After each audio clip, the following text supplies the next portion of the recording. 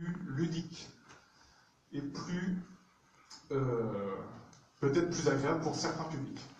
Voilà un petit peu le déroulement de ma présentation. Alors au début, on va faire un petit peu d'historique, mais rapidement. J'ai fait quelques recherches. Donc, on va revenir un petit peu avant.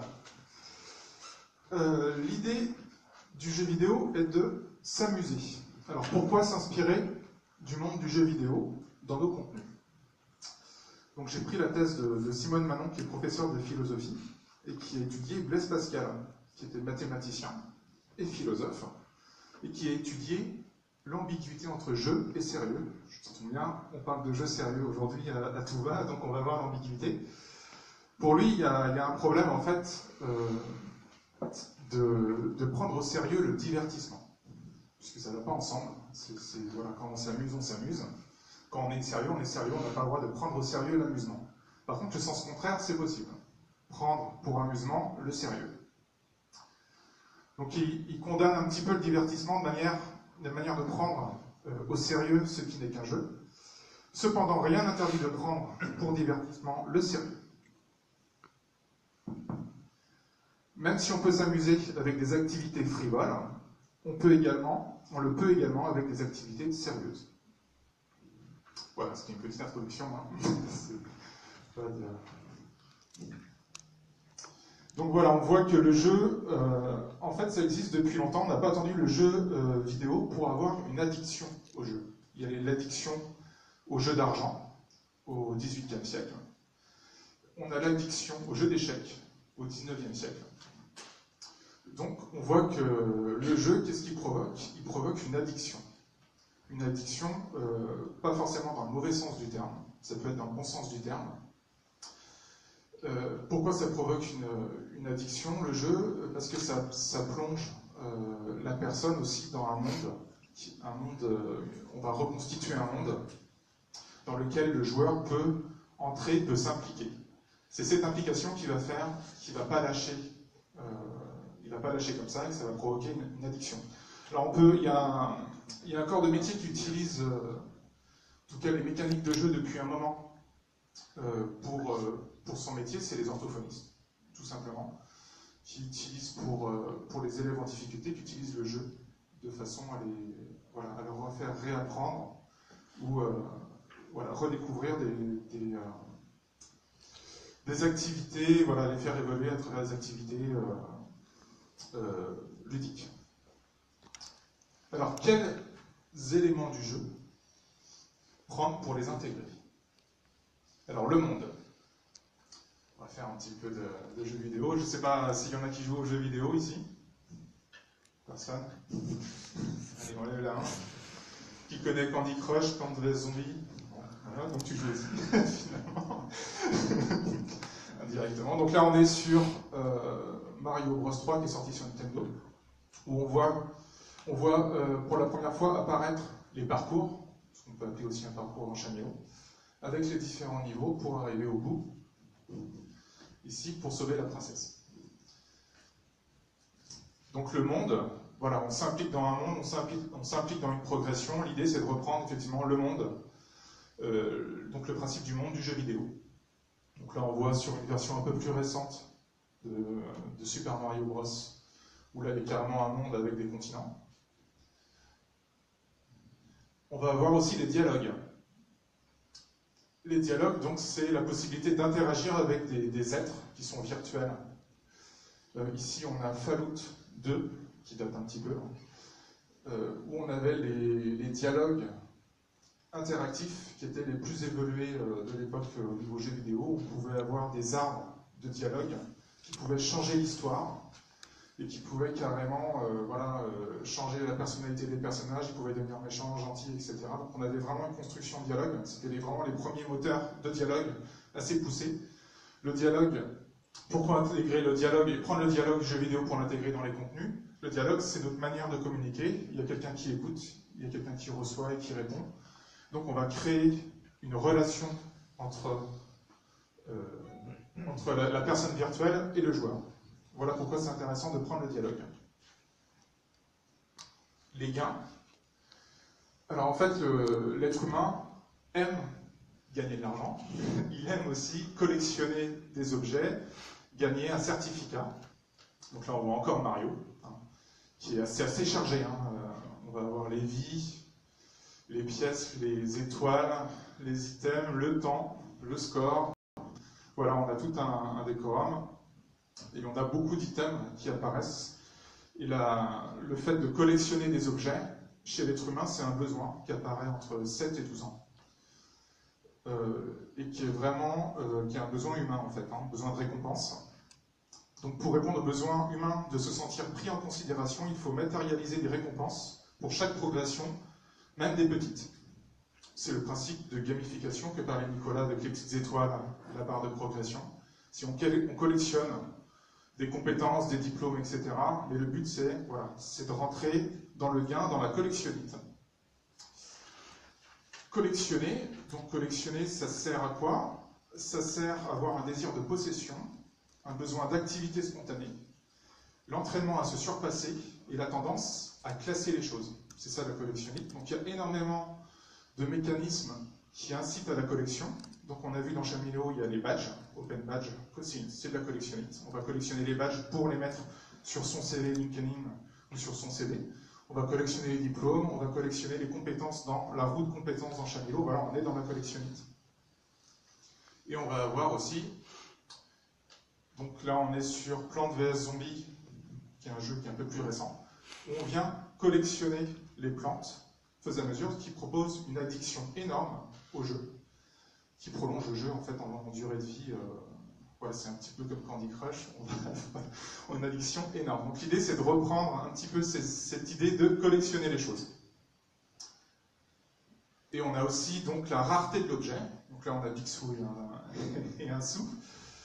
L'idée c'est de, oui on collectionne, mais il ne faut pas que ce soit toujours le même objet. Il faut qu'il y ait certains objets qui soient rares, pour donner l'envie d'aller les chercher au sein des modules de formation. Donc voilà pour les gains. Et on va avoir l'engagement. Donc l'engagement, c'est quoi? Ça, c'est le paragraphe Wikipédia qui est un peu difficile. L'engagement, en fait, c'est prendre un risque soi-même de commencer quelque chose. Et quand on l'a commencé, on se sent obligé de le finir. Pour que l'étudiant ou celui-là qui est en formation ait envie de finir ce qu'il a commencé, il faut lui donner... Il y a plusieurs méthodes, mais il faut lui donner l'envie de s'engager et de voir sa progression. Donc on a la fameuse courbe en haut des contenus qui permet de dire, voilà, je suis à l'étape 1, il me reste 4 étapes avant d'arriver à la fin du contenu. Donc quand il est arrivé à l'étape 2, il dit, je ne vais pas arrêter là, ce serait dommage. Je suis bientôt arrivé à la fin.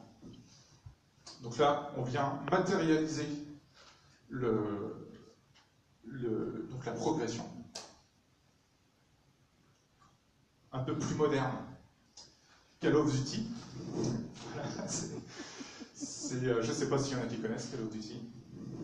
Voilà, il y en a un, c'est pas mal. Donc là, eux, ils ont fait le choix de ne pas faire voir la progression et, entre les niveaux et entre les missions, de façon à ce que la personne n'ait pas l'impression de changer de niveau. Ce qui aura aussi un côté très addictif, puisqu'on peut jouer 15 heures d'affilée, sans se rendre compte qu'on est rendu au niveau 5. C'est une méthode comme une autre. Il y a une autre méthode que je n'ai pas illustrée, qui est l'engagement par l'assiduité. Faire revenir la personne tous les jours, plutôt que de lui faire avaler une grosse quantité de travail. On va prendre l'exemple, il y a Plants vs Zombies, par exemple, on va revenir un petit peu en arrière, ou Candy Crush, qui donne en fait un nombre de vies par jour, un nombre de chances de réussir des éléments par jour. Et ce nombre de vies, une fois qu'il est dépensé, il faut revenir le lendemain pour avoir le droit de recommencer. Ce qui provoque une assiduité. Le fait qu'il y ait tous les jours, il provoque une habitude. Et au bout de 21 jours, l'habitude permet de devenir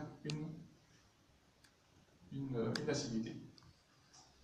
Des questions sur cette première partie qui est très théorique. C'est bon? Engagement. Mise en place technique dans Chamilo. Alors on a la plateforme Chamilo et alors nous l'idée c'était d'utiliser le multi-URL que Nicolas a expliqué brièvement, mais je vais le réexpliquer, comme ça sera pas sympathique. L'idée, nous, c'est de rajouter une surcouche. Une surcouche de MapMonde au-dessus de Chamilo qui va communiquer avec la couche principale et qui va permettre d'afficher quelque chose de plus ludique, un certain secteur de l'entreprise. Donc ça, c'est la partie Chamilo. Je vais vous montrer ce que ça donne en direct. Ok. Pardon, PowerPoint n'a pas laissé la main.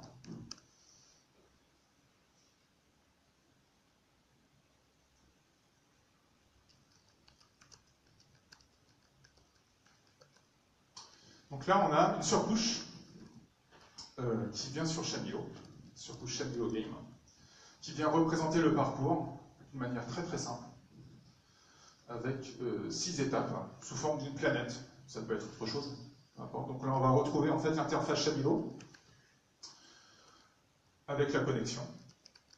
Et on va retrouver la collectionnite avec les badges à collectionner, qui peuvent être définis en fonction du parcours, l'avancée du parcours de l'apprenant.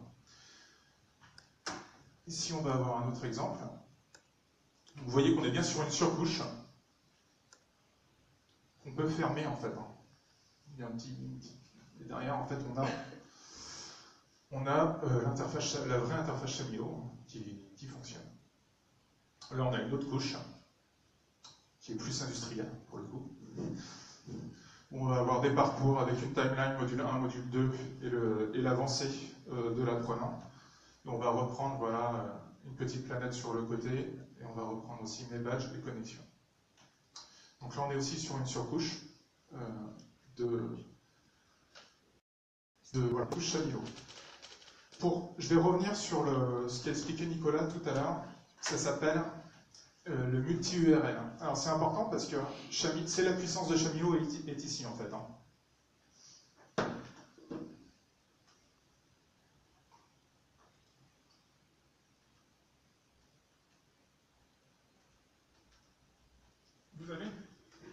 Vous avez une plateforme de formation que vous avez déployée dans une entreprise qui s'appelle Chewbacca.com, par exemple. Donc là-dessus, vous avez tous vos apprenants qui viennent habituellement. Donc imaginons on est dans une entreprise où il y a un atelier, il y a un circuit de prévention et il y a un circuit RH.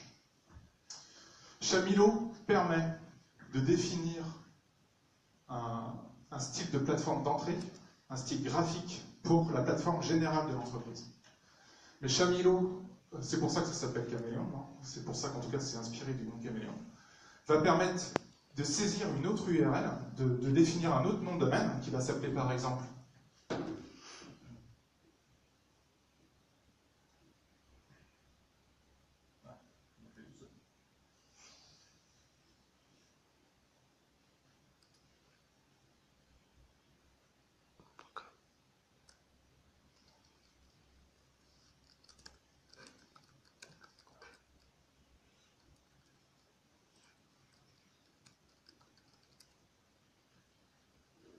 voilà, vous avez un secteur sur la prévention, par exemple, médicale, et vous voulez que ce public de votre entreprise ait une interface complètement différente, parce qu'elle n'est pas habituée à l'interface Chamilo, parce qu'elle a besoin peut-être d'un engagement plus fort. Vous voulez que ceux qui sont sur ce sous-domaine, ce qu'on appelle un sous-domaine, donc c'est une URL un peu différente, ils aient une interface complètement différente des autres. Ils aient une approche, un plugin, un design complètement différent. Et bien Chamilo permet de le faire en fait, avec la gestion des URL différenciées. Vous allez pouvoir faire 5 ou 6 URL et envoyer en fait une image de votre portail complètement différente en fonction de votre public cible. C'est hyper important puisque dans la même entreprise, on n'a pas du tout la même approche pédagogique en fonction du secteur. Si vous allez parler à des techniciens d'atelier, des gens de la prévention et du groupe RH, c'est pas du tout la même approche de l'informatique, le même niveau de compétence. C'est là, en fait, la puissance de Chamilo. Personnellement, je trouve que la puissance de Chamilo est vraiment bonne. C'est qu'on va pouvoir créer des portails différents en fonction d'une adresse Internet différente. Sachant que derrière, c'est le même portail qui tourne. Mais on va pouvoir avoir un administrateur différent en fonction de chaque de chaque domaine et une présentation différente des modules, une plus gamifiée, une plus institutionnelle, une plus sérieuse, une qu'avec des PDF, etc. C'est là, à mon avis, la clé de Chamilo, et je trouve que le nom, pour le coup, est bien choisi. Voilà, petit aparté. Alors, on va revenir un peu sur les jeux sérieux. Donc, on va lancer une disquette pour voir, on a créé un jeu sérieux autour d'une thématique qui est l'usinage, qui est une thématique très industrielle.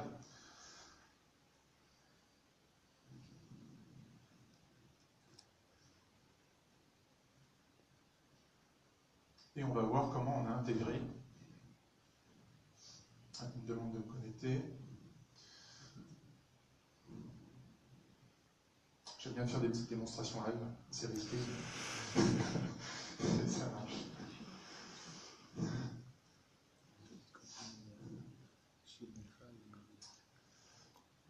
Donc là, on voit que Vincent Toublanc est connecté. Il va choisir le parcours usinage et il va lancer ce qu'on appelle un contenu. Alors, on a beaucoup parlé de contenu score. Est-ce que quelqu'un sait ce que c'est qu'un contenu score? Une personne, deux personnes, trois personnes. Oui, c'est bon. Est-ce que vous voulez que je vous explique pour les autres? Oui. Un petit peu. Petite explication. On va faire ça. On a parlé de deux choses en fait depuis ce matin. Il y a le LMS, on a parlé beaucoup de LMS. Et on a parlé de SCORM. LMS, c'est Learning Management System, c'est Chamilo LMS. C'est une plateforme de formation. On gère la structure, on gère les élèves, on gère l'entreprise. Et le SCORM, c'est une interface en fait. C'est un langage qui va permettre à un contenu de dire au LMS, j'existe, je commence, je finis, j'ai fait tel score. SCORM, c'est une norme qui a été inventée en 1999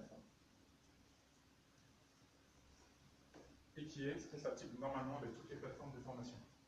Ce qui permet à votre contenu, on a aussi XAPI, je ne vais pas étendre, qui permet à votre contenu, si demain vous êtes sur Moodle, Moodle n'existe plus, il se passe quelque chose, le projet finit, vous pouvez prendre vos contenus et les changer de plateforme sans risque de perdre ce que vous avez fait.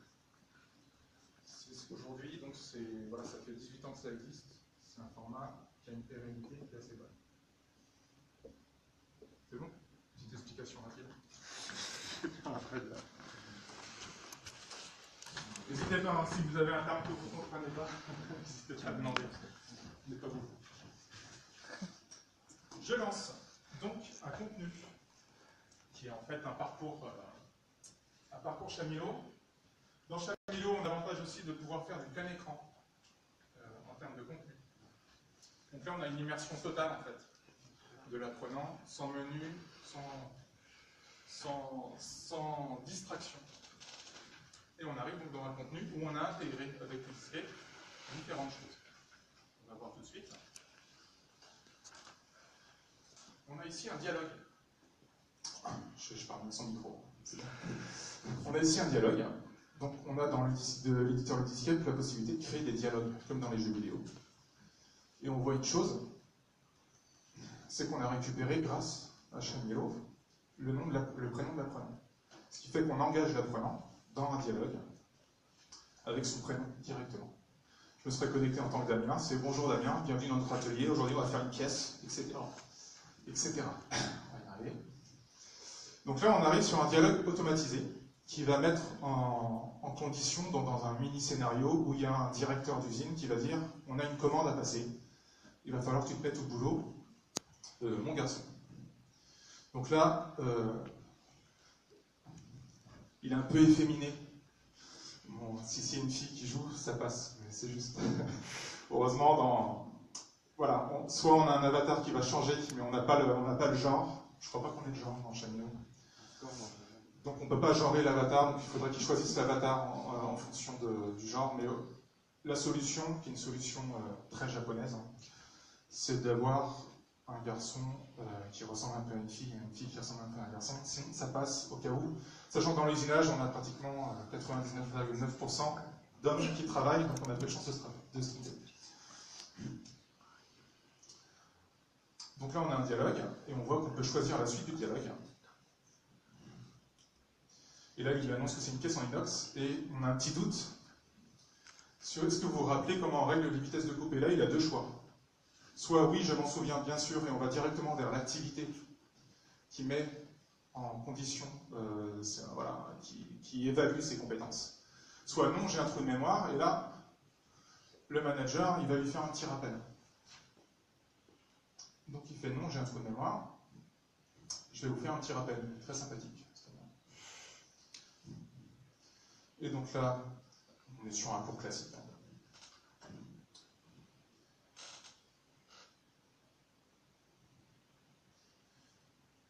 Il va expliquer, blablabla.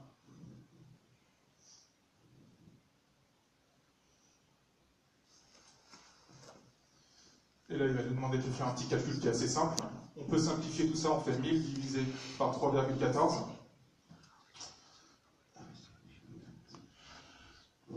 Ici, il y a une petite calculatrice, si on a oublié cette calculatrice. Voilà. On va le faire, mais moi je le sais. C'est voilà, ici on a la calculatrice. Mon rappel est fini. Et vu que tu as choisi de regarder le cours, je t'offre une carte. C'est une carte, en fait, qui va permettre de récupérer. Donc c'est un gain, on est dans le gain. Qui va nous permettre d'avoir un indice pendant l'exercice. Et on peut l'utiliser à n'importe quel moment dans l'exercice. On n'est pas obligé d'utiliser au début, si c'est facile. Mais on peut l'utiliser au milieu ou à la fin. On a le droit d'utiliser qu'une fois. C'est un gain sous forme d'item, sous forme de super pouvoir. On la range dans notre deck et on continue. Et là on arrive donc sur la suite et on arrive donc sur quelque chose qui est un peu plus technique. Donc là on nous demande de choisir le diamètre le plus grand. Donc, tout ça on est encore en Chamillot, au cas où on s'en rend pas compte. Il nous demande de calculer la vitesse de rotation et là on peut utiliser la carte indice. Et on va voir apparaître la formule qu'on doit connaître par cœur, dans ce métier-là en tout cas. Et on va pouvoir donc calculer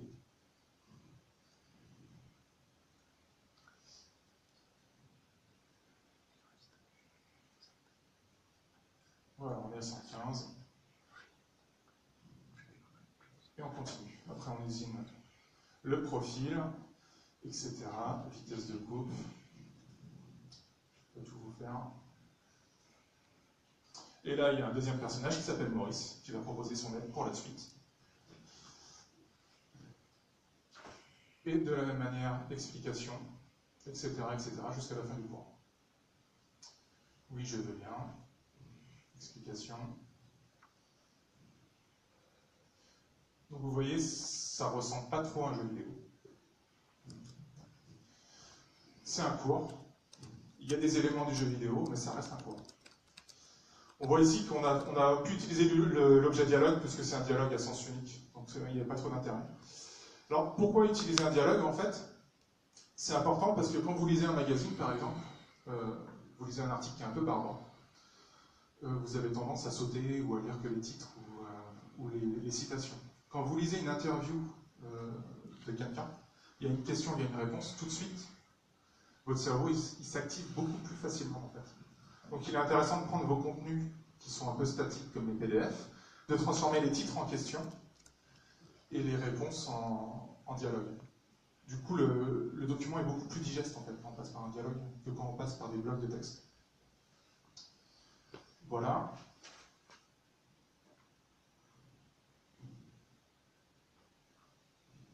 Blabla, blabla, blabla.